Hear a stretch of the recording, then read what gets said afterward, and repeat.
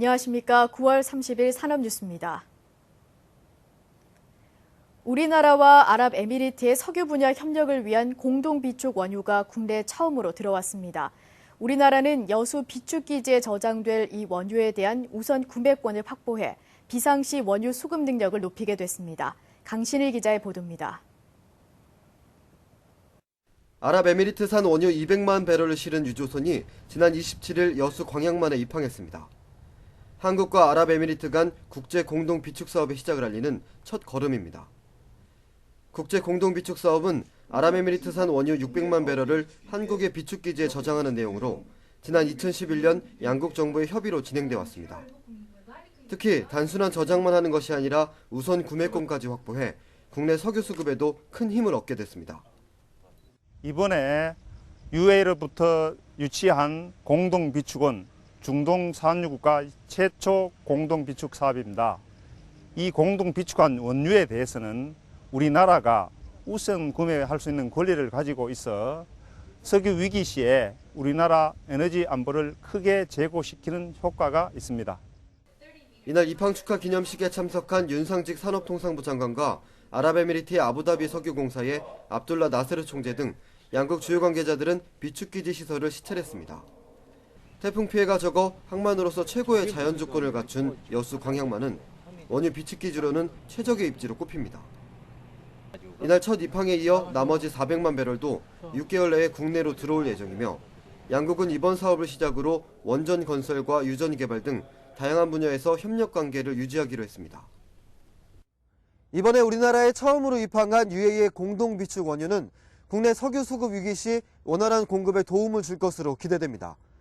산업뉴스 강신일입니다. 영세 의류 제조 업체들이 인력 부족으로 위기를 맞고 있습니다.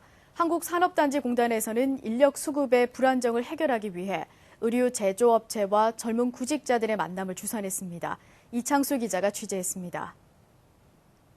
동대문 패션 비즈센터 내 의류 제조업체.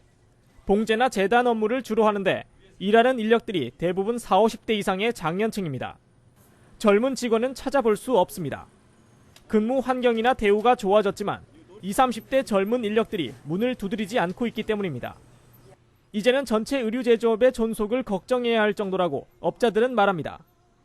젊은 사람들이 이런 부분에 대해서 배우지도 않고 또 근무하려고 그러지도 않기 때문에 이제 우리나라 같은 경우에 그 봉제 산업 같은 경우에 좀 이런 젊은 인력들이 수급이 안 돼서 좀 많은 애로사항이 있을 것 같아요.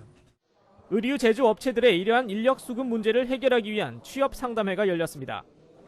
한국산업단지공단은 동대문 패션 비즈센터 입주 업체들과 구직자들의 만남을 주선하는 잡 매칭 행사를 가졌습니다. 구인난에 시달리는 업체들에게는 신라과도 같은 희망을 걸어볼 수 있는 기회였습니다. 이와 함께 지방자치단체, 의류 제조업 종사자들이 모여 일자리 창출 방안을 논의하는 간담회를 개최하기도 했습니다. 봉제업체가 요즘 많은 인력난을 겪고 있거든요. 그래서 이런 행사를 통해 가지고 젊은 층에서 패션, 디자인, 기획 쪽에 좀 관심을 갖고 이쪽으로 청년 인력층도 유입될 수 있는 그런 효과를 좀 기대하고 있습니다. 영세 의류 제조 업체들은 일반 중소기업보다 인력난이 훨씬 심각한 상황. 인력 수급의 미스매칭이 어제 오늘 일이 아닌 만큼 전문 인력 양성과 지속적인 매칭 행사 등의 실질적인 대책이 필요한 시점입니다. 산업뉴스 이창수입니다. 한국무역협회는 지난 27일 트레이드타워에서 중국 의료기기와 건강미용기기 바이어들을 상대로 수출 상담회를 개최했습니다. 지난해에 이어 두 번째로 열린 이번 상담회에는 중국 최대 정형외과 용품 업체 등 17개 대형 의료기기 기업들이 참가했습니다. 국내에서는 70여 개 업체에서 의료장비를 비롯해 다양한 건강미용 관련 우수 제품들을 선보였습니다. 한편 국내 의료기기의 중국 수출액은 지난해 4,300만 달러로 전년에 비해 88% 증가했고 지난해 처음으로 무역 흑자를 기록했습니다. 산업통상자원부의 내년도 예산안이 올해보다 8% 줄어든 7조 8천억여 원 규모로 확정됐습니다. 산업부는 재정 감소로 인해 재정 여건이 어려워졌지만 중소기업 발전과 연구개발 등을 위한 예산 지원은 지속한다는 방침입니다. 우선 중소기업을 위한 수출 지원 등 무역 분야 예산은 올해보다 소폭 증가했고 R&D 예산은 올해와 거의 동일한 수준으로 지원해 미래 성장 잠재력 확충에 기여할 계획입니다.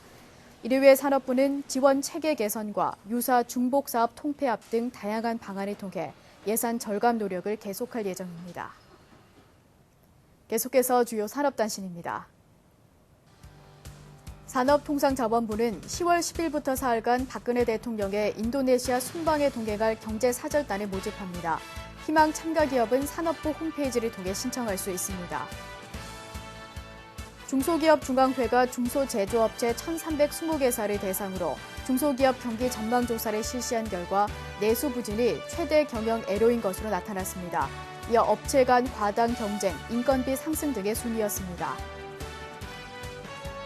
2013 올해의 브랜드 대상 시상식이 10월 8일부터 하얏트 호텔에서 개최됩니다. 이번 시상식에서는 10년 이상 선정된 브랜드에 주는 마스터피스 브랜드 대상 시상과 함께 SNS 투표를 통해 소비자가 직접 뽑은 특별 시상도 진행됩니다. 통계청이 발표한 2012년 전국 사업체 조사 잠정 결과에 따르면 지난해 말 기준 전국 사업체 수는 360만 2천 개로 역대 최대 수준으로 집계됐습니다. 규모별로 보면 중소규모 사업장은 늘었고 대규모 사업장은 줄어든 것으로 조사됐습니다.